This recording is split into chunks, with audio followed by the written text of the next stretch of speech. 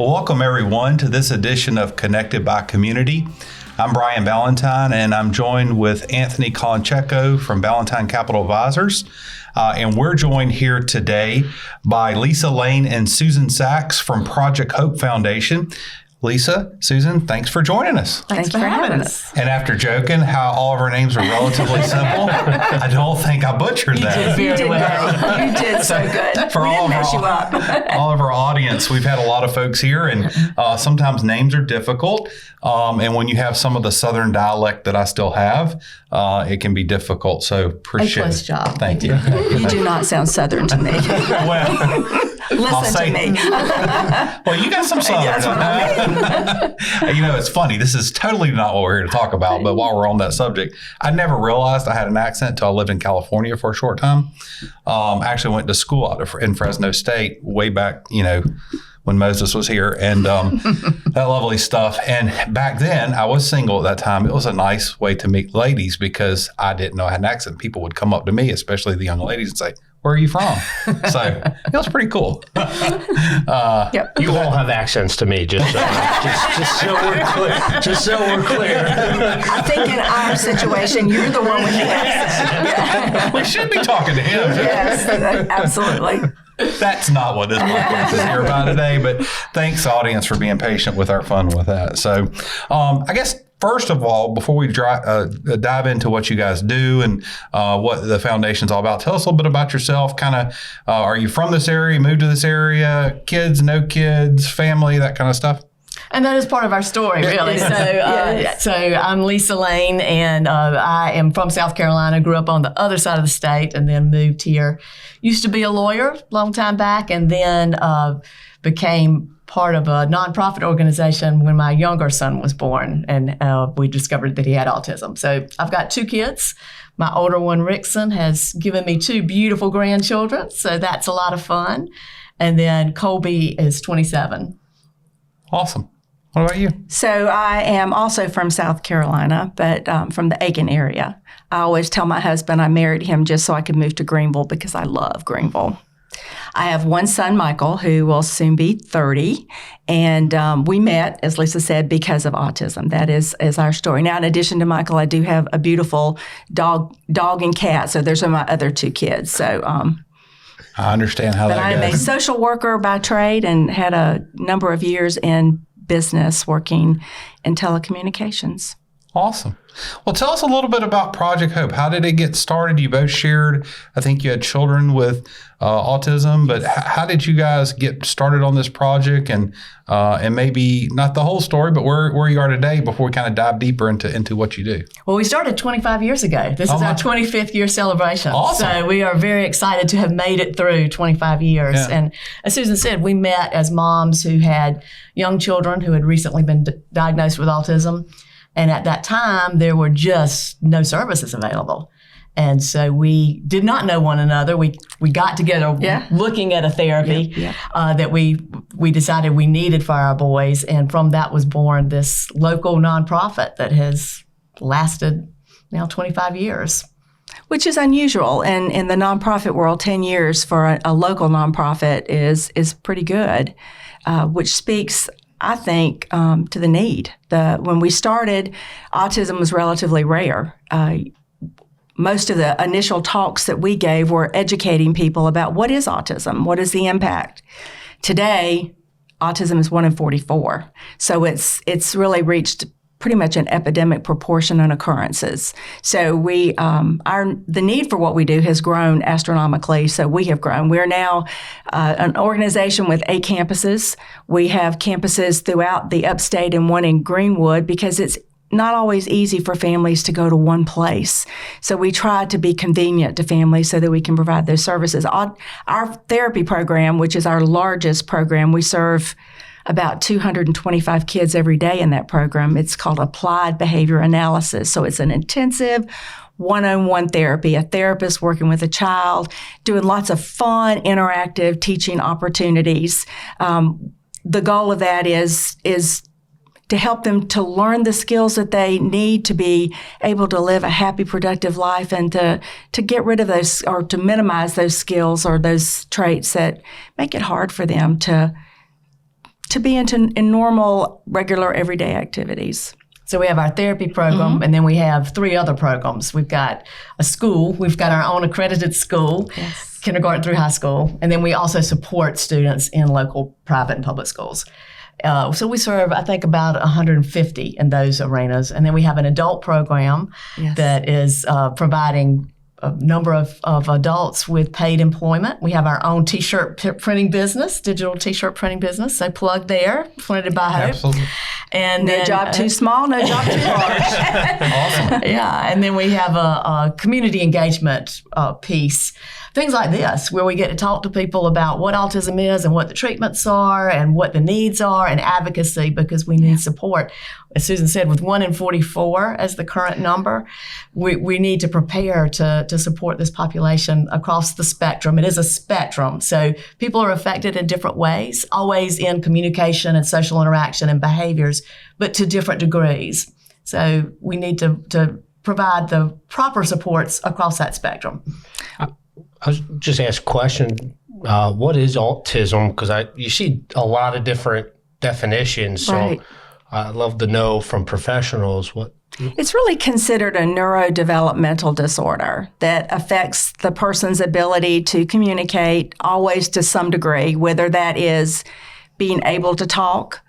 Over 40% of the folks on the spectrum are completely nonverbal. They will never speak.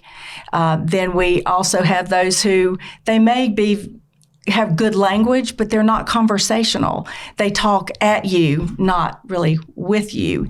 It also affects one's ability to interact with the world and with people around them. And almost everyone on the spectrum has some behavioral challenge, whether it's just an obsessive trait, whereas they're constantly tapping something or stimming, or something as difficult as self-injurious behavior. But it's a neurodevelopmental disorder. And it's diagnosed through symptoms. So that makes it really hard.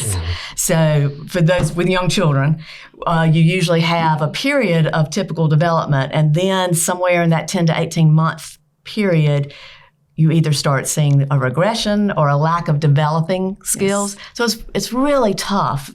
Families have to notice that something's wrong. Typically one parent does, the other parent says, let's give it some time.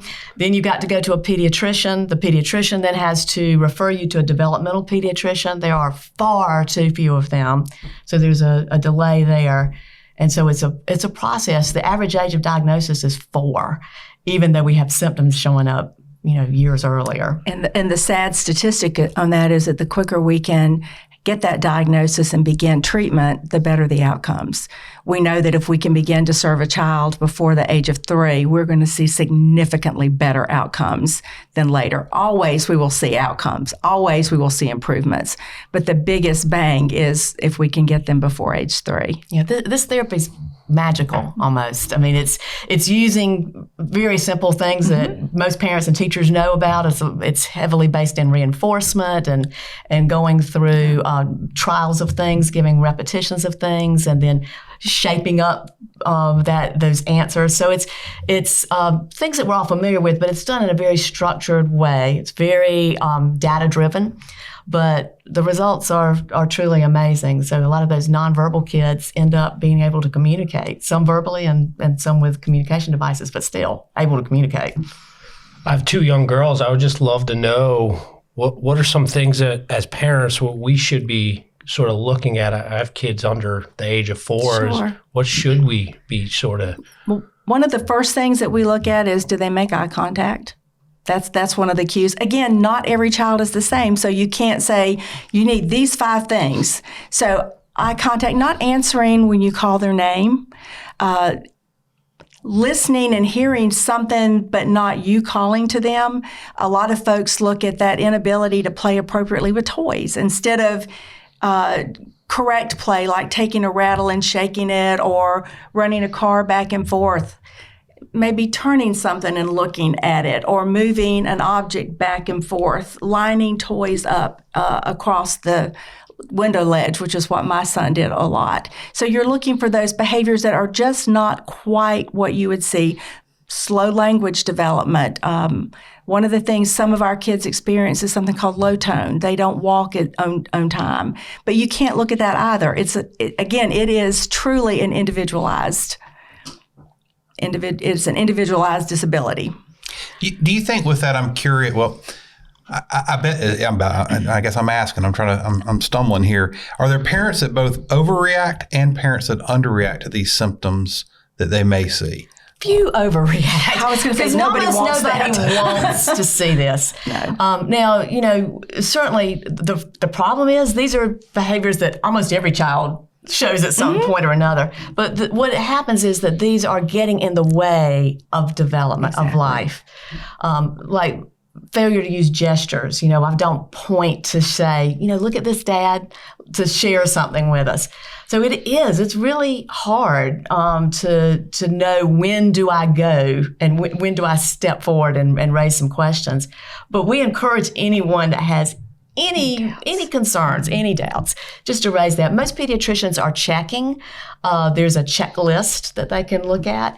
But, if you see something, parents know their children. So if you see something early on. Absolutely. That checklist doesn't usually come until about 18 months. And often you see things that you just know that's not quite right. Don't ever hesitate to ask.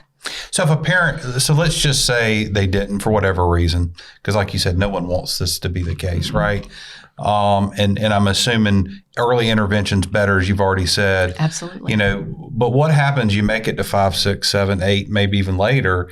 What's the differences you see in the treatments that are available for what I'd call older children than younger, and why it's so critical for these parents to take action? We use the same treatment, this applied behavior analysis, ABA, which is evidence-based. It's the best thing we've got out there right now. Variations of it exist, so some variation of it.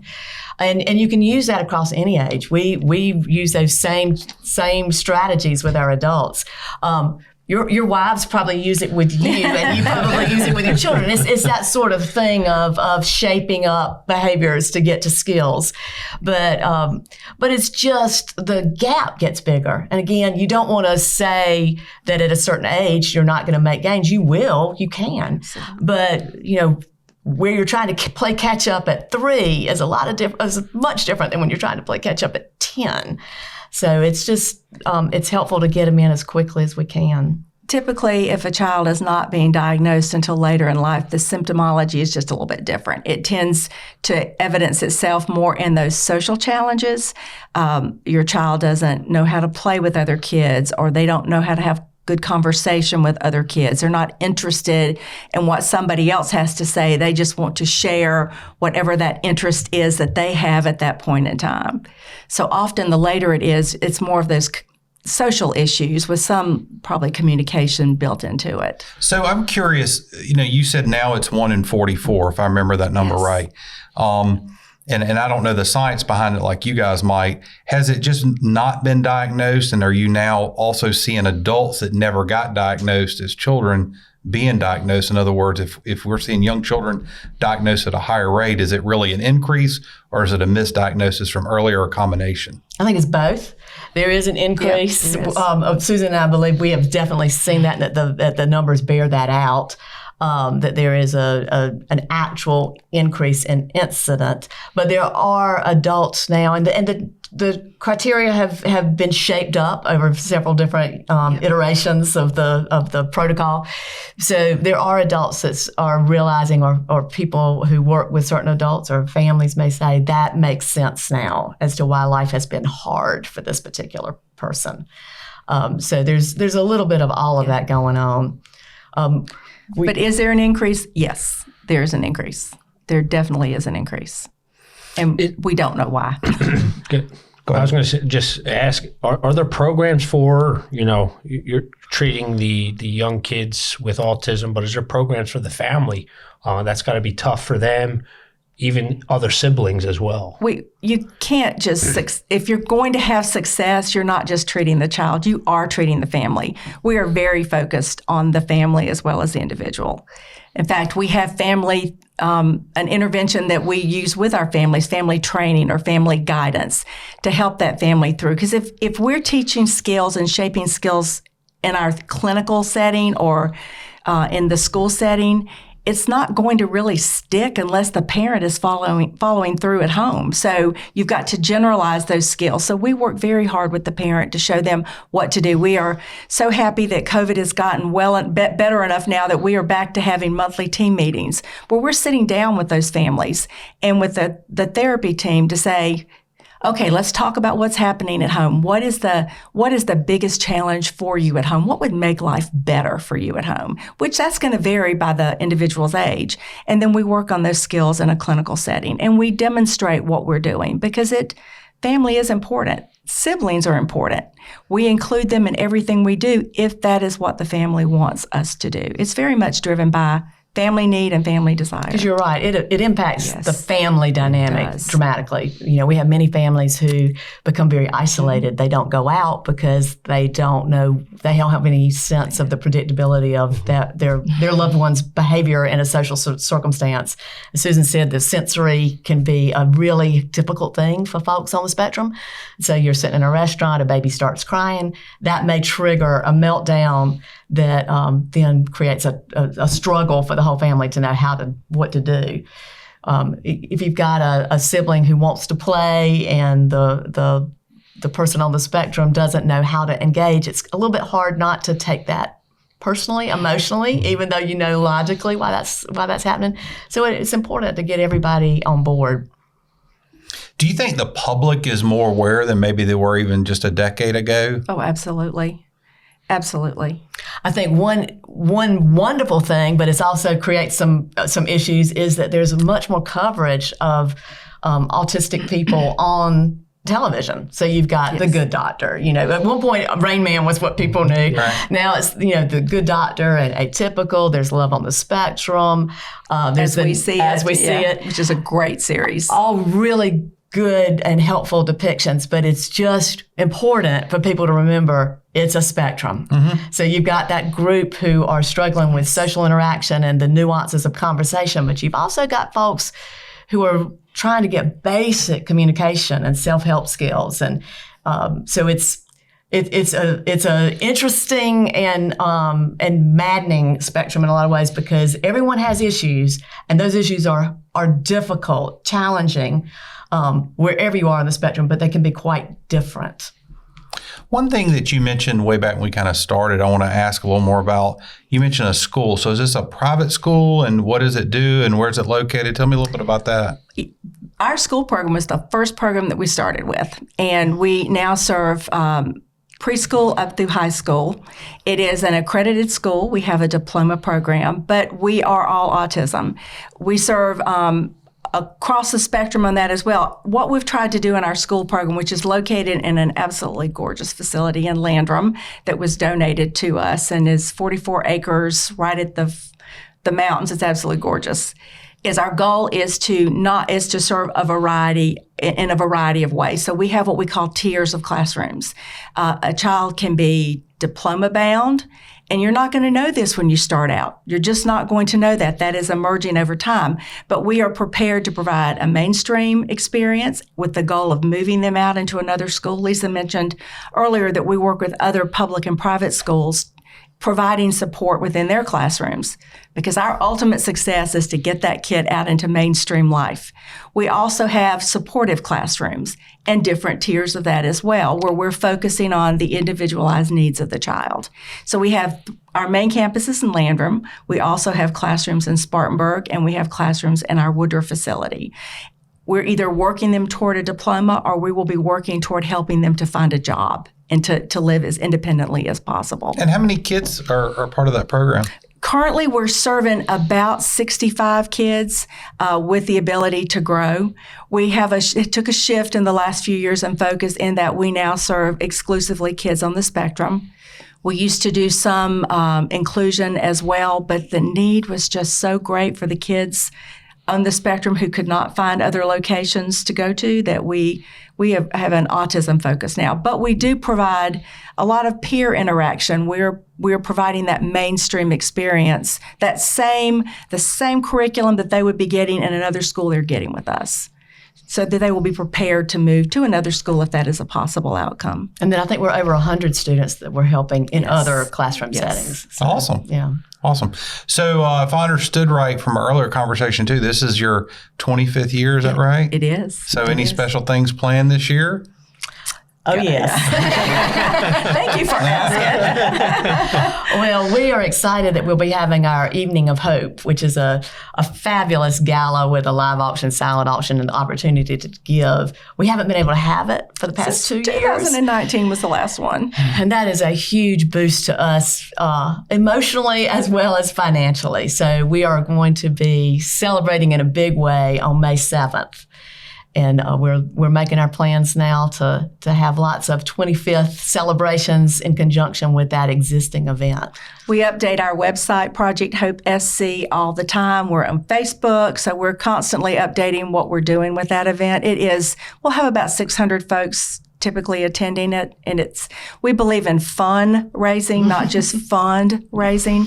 And this 25th anniversary really gives us an opportunity to celebrate a lot of what has happened over the past 25 years. Sounds like you guys have impacted a lot of folks in the community over 25 years. We try. That's awesome. Do you know yet where it's going to be, or are you still working on It's that? going to be at the Greenville Convention Center. Okay. And we will be posting on our website, projecthopesc.org, sponsorship opportunities, the ability to buy tickets and tables. And we're always looking for great auction items to have as part of our fund. So we will have lots of information on that and on our social media. So we're on Facebook and on Instagram. If anybody has a great live auction item they would like to donate to us, we would gratefully receive that. Absolutely. Awesome. Well, our audience is awesome, so maybe we'll see if we can't pull something out of that. Well, it's a fun night.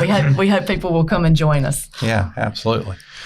So we have a signature question that we typically ask everybody, and it's usually what makes you tick, what makes you get going in the morning. The clients we serve. How do you not look in those faces and not get excited to be there every day, knowing that what you do is changing lives? All I have to do is look at my son every morning, and I remember why I'm doing this. That's awesome. Yeah. Same statistics and stories. We're data driven, so we can show on paper that upward trend of people gaining skills and the decrease of behaviors that are interfering with their lives.